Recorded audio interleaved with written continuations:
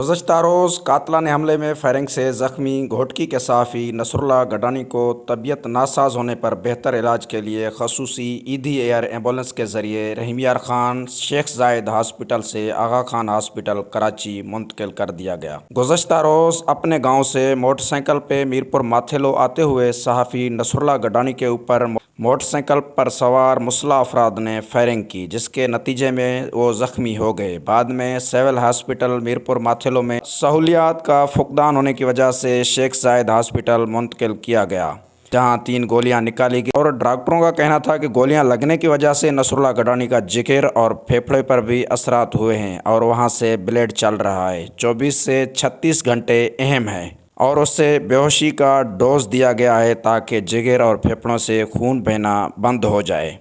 آج نصر اللہ گڈانی کو year ambulance کے ذریعے شیخ زاید ہاسپٹل سے آغا خان ہاسپٹل منتقل کر دیا گیا ہے۔ آپ تمام دوستوں سے گزارش ہے کہ اپنے بھائی صحافی نصر اللہ گڈانی کی صحت یابی کے لیے دعا فرمائیں۔